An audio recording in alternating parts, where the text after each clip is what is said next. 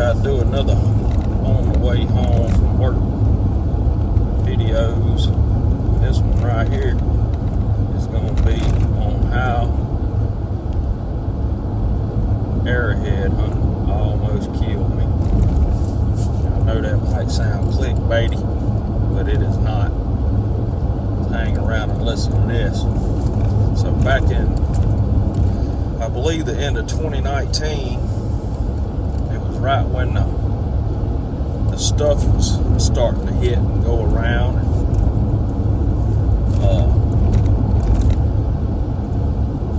previous to this day, I was down in the woods arrowhead hunting, and it was probably, man, I don't know, probably a mile walk into the site, and we was digging, and I wasn't feeling good that day. I didn't know what was wrong with me.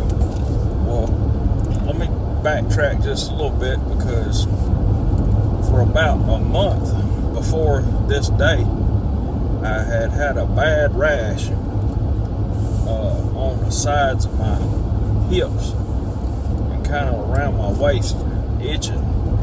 And I put all kinds of cream on it and everything, medicated, prescription strength, blah, blah, blah. It looked, I thought I must have had some kind of ringworm or something, because, I mean, we always in the woods digging and everything, just ain't never no telling what's in the dirt. But this stuff would not go away. It had moved from one spot to another. It was kind of going down my thighs, down the fronts of my thighs and stuff, and around my belt, where my belt would be on my waist, all the way around, and just itching like crazy. And but it didn't look exactly like ringworm. I just didn't. The cream wasn't really helping. And eventually that went away. That probably went on, as far as I know, at least a month, and it went away. And after it went away, I just figured it must have been ringworm. The cream must have worked, went away, it's gone over with. Well, I don't know, because I didn't put two and two together until later on. But it had been cleared up for a while, 2-3 weeks at least, I can't remember. So I'm down here in the woods digging, and I felt fine when the night before, I felt just a little bad, like I was coming on with a cold or something. Just didn't really feel that great. And the reason I remember that is because when I got up that morning, I took a Sudafed before I went arrowhead hunting. I figured it'd give me a little pep and kind of knock whatever I had going on out. Well, I got down there and it come on around. I know we got there early, probably got there at 8 o'clock in the morning or something. And it got on up around lunch, and I just started going downhill quick. Just started feeling rough, just did not feel good at all. Just like you just zapped all my energy out of me. I felt like I almost felt like I couldn't catch my breath.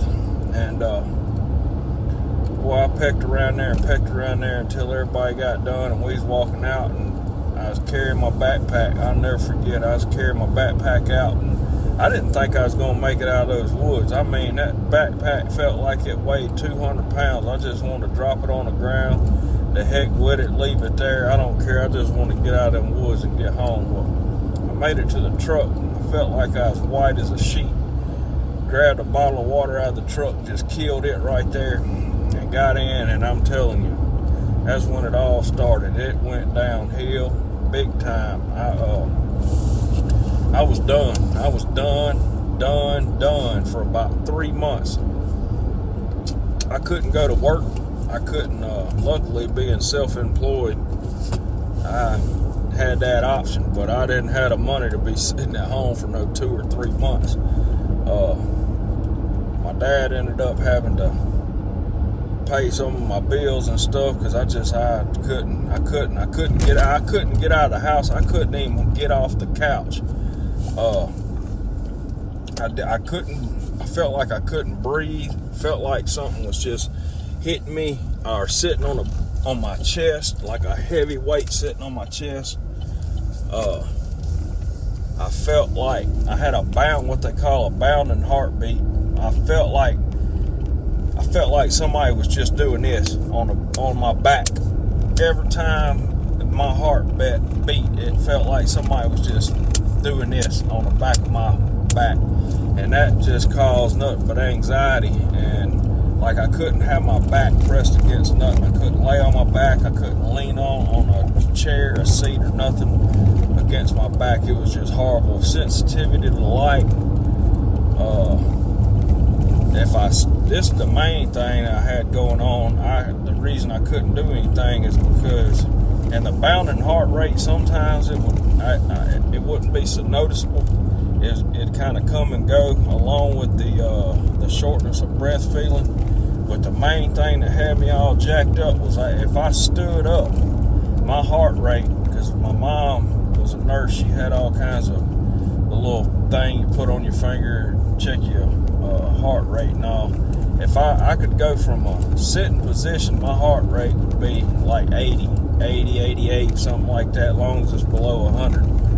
And, you're good. I would go from sitting with an 88 heartbeat to standing, would go to jump immediately to like the high 130s.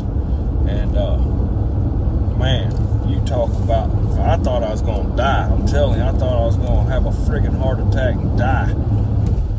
Because it felt like, for me, it felt like just instantly, just like you just took off running. That's how I felt. My heart was moving that fast, just going from a sitting to a standing position.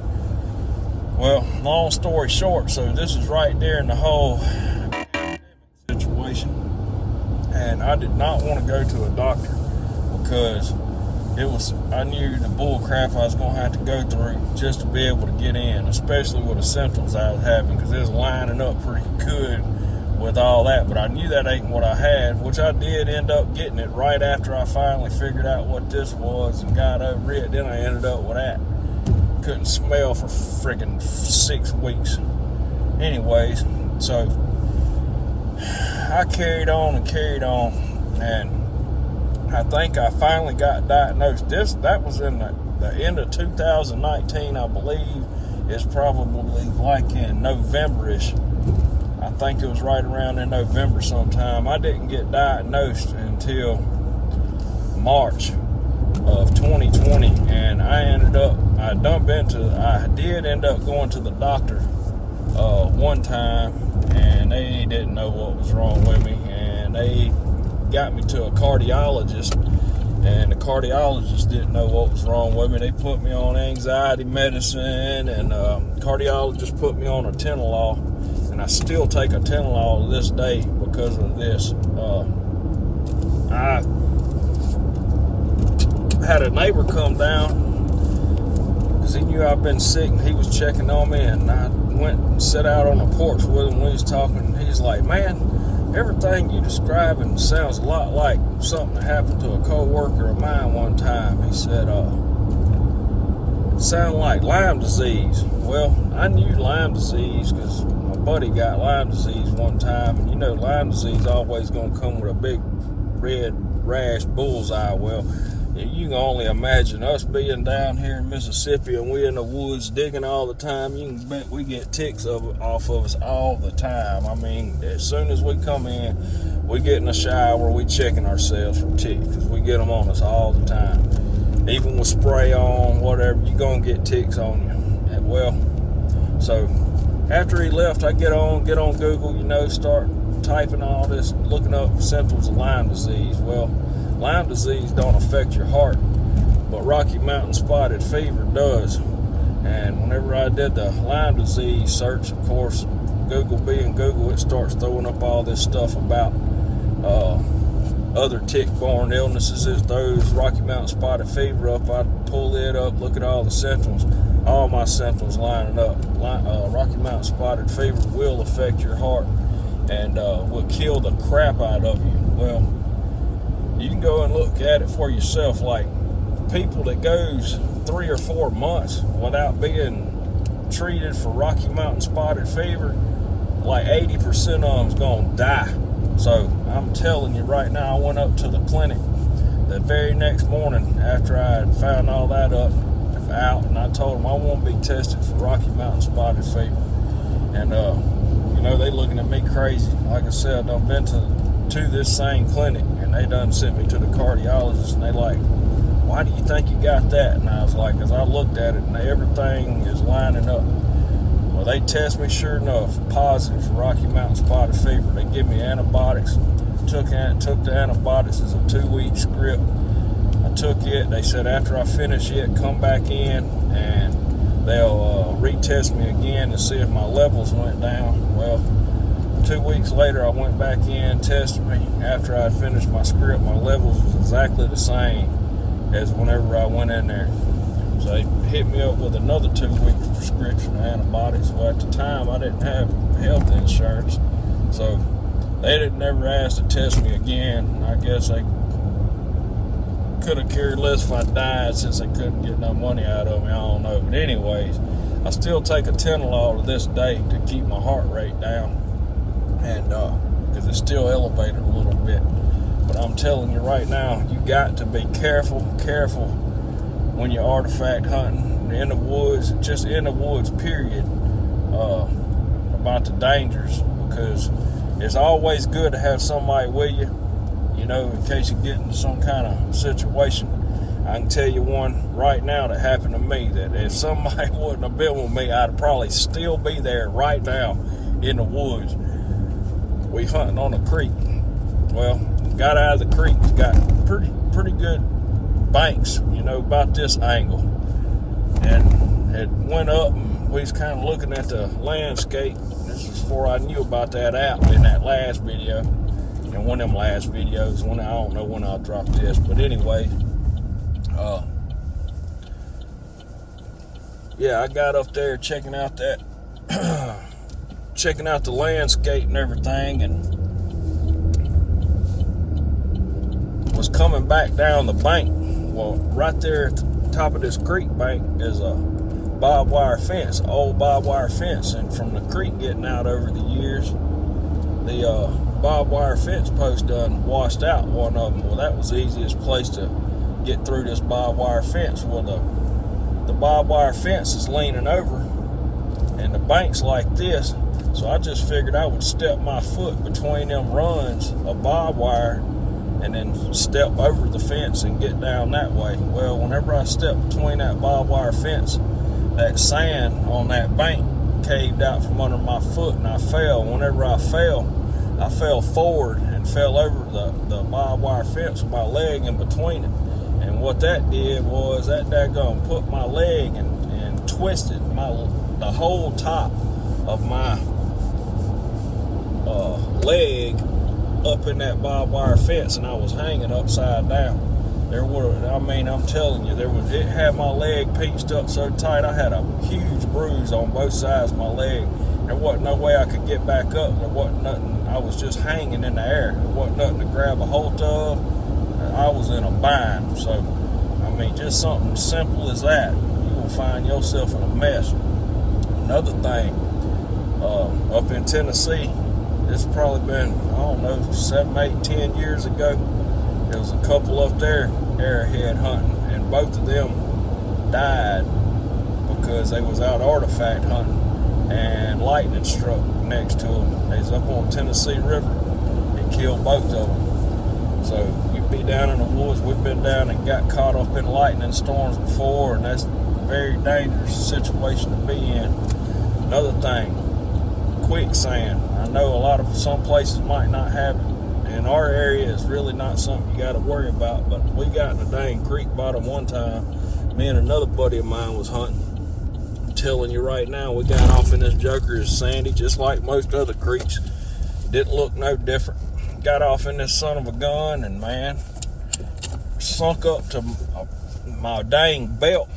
And the more I moved, the more it was taking me on. Luckily, having a shovel, I was able to turn that sideways, sit it down on top of the sand, and wiggle my way out. And he grabbed me by the hand and got me up out of there. And just stuff like that, you just never know. Daggum snakes, man, I've come this close to stepping on a water moccasin curled up, walking down the creek bank, fixing to get in the creek. And I'm always got my eyes open, but man, they just hard to see sometimes. Jerker was curled up in a ball about that big, and I stepped down, And as soon as I looked where I stepped, I happened to look back down at my foot, and that joker, I mean, he wasn't a half inch from my shoe, and he was cocked back, mouth wide open. He could have got me if he wanted to get me, but just gotta be careful. Keep an eye out on stuff like that. Pay attention to your surroundings. We got hogs down here, and get you about a 300-pound sow come up on you.